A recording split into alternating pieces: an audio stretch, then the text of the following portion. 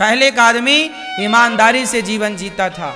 पहले का आदमी इतना ईमानदार था कि अपनी पत्नी के सिवा पराई नारी को नहीं देखता था। यदि वो पराई नारी को देखता है मतलब आप अपनी पत्नी को धोखा दे रहे हैं, आप अपनी पत्नी से झूठ बोल रहे हैं। और धोखा तो धोखा है, चाहे पत्नी को दो या पति को। आजकल कुछ स्त्रियां भी अपने पति के होने पर भी पर पुरुष से छिप छिप के बात कर लेती हैं, और कुछ तो भाग भी जाती हैं पराये मर्द के संग।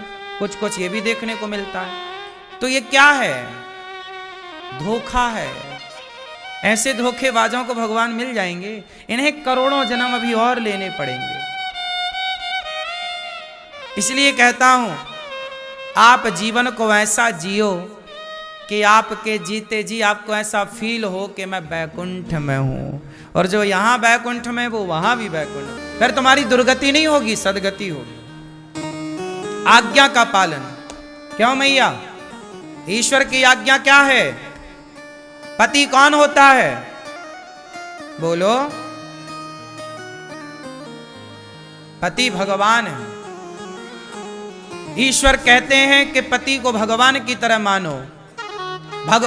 ईश्वर कहते हैं कि पत्नी को देवी की तरह सम्मानित करो। यत्र नार्यस्तु पूज्यन्ते। आप अपनी पत्नी को थप्पड़ मार रहे हैं, आप अपनी पत्नी को मार रहे हैं, इसका मतलब आप ईश्वर की आज्ञा का उल्लंघन कर रहे हैं।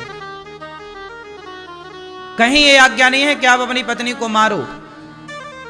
मारने का अधिकार नहीं है आपको। यदि कुछ बात समझ में नहीं आ रही आप डांट सकते हैं, बस आप मार नहीं सकते। बात सही है। लेकिन आज सब लोग भगवान की आज्ञा का क्या कर रहे हैं? उल्लंघन। कोई नहीं सुन रहा।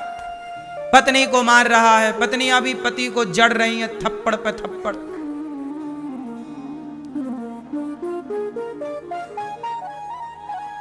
एक दूसरे से कोई कम नहीं। कोई आजकल बेटा अपनी मां को मार रहा है, बेटा अपने बाप पे हाथ उठा रहा है, छोटा भाई बड़े भाई को मार रहा है, बड़ा भाई छोटे भाई का मर्डर ही कर दे रहा है। यही चल रहा है ना दुनिया में। कोर्ट कचहरी जाओ, भरा पड़ा है सब अपराधों से। बोलो हाँ। स्त्रियों को दूसरा अच्छा लगा तो पति को टाए कर दिया। कई पत्नियां मर्डर करके जेल में हैं, पति का मर्डर कर दिया क्योंकि पराये पुरुष से प्यार हो गया था, उसके चक्कर में इसको साफ ही कर दिया। बाद में पकड़ी गई तो जेल की हवा में। सब चल रहा है। बोलो हाँ। क्यों हो रहा है सब? क्योंकि एक ईश्वर की आज्ञा का उल्लंघन हुआ, एक ईश्वर की आज्ञा का पालन नहीं कर पाए। इसलिए अपने जीवन को वेद के अनुसार जीना चाहिए, धर्म के अनुसार जीना चाहिए। प्राण जाए पर धर्म ना जाए।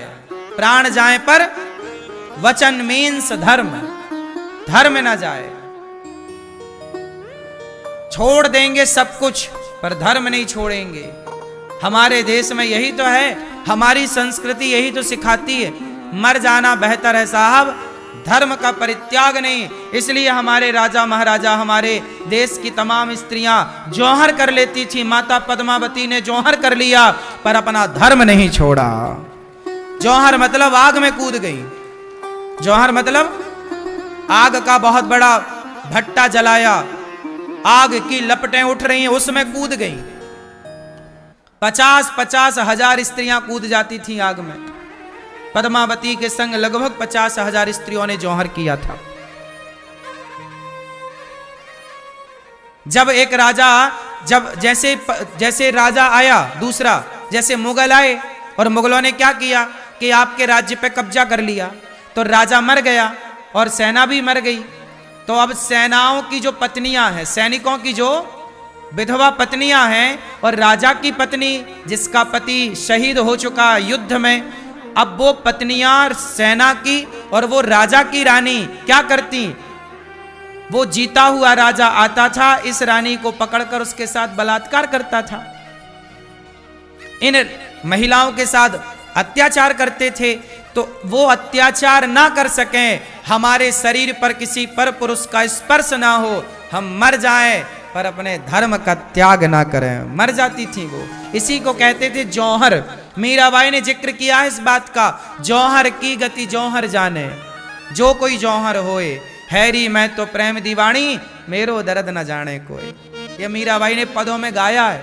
जौहर की बात मीराबाई ने भी, मीराबाई के जमाने में जौहर था, उस समय वही कालखंड था जब देश गुलाम था, मुगलों के अधीन था, चारों तरफ युद्ध ही युद्ध चल रहे थे। आज का भारत फिर भी उस समय के भारत से अच्छा है।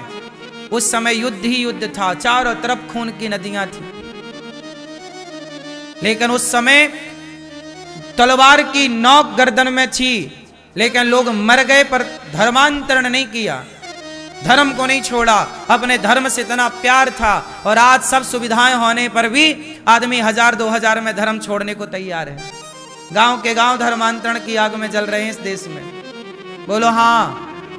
मुगल तलवार की नोक में जितना धर्मांतरण ना करा पाए, आज आजाद भारत में उससे ज्यादा धर्मांतरण पैसों के बल पे हो रहा है। बोलो हाँ। ये बड़ी विडंबना है। ये इसलिए हुआ क्योंकि आप अपने बच्चों को धर्मात्मा ना बना पाए, धर्म का पाठ ना पढ़ा पाए, बता ना पाए कि धर्म की वैल्यू क्या है, धर्म की कीमत क्या है। स्वधर्मे निधनम श्रेयः पर धर्मो भयावह, गीता में भगवान कहते हैं। धर्म बड़ी चीज है साहब।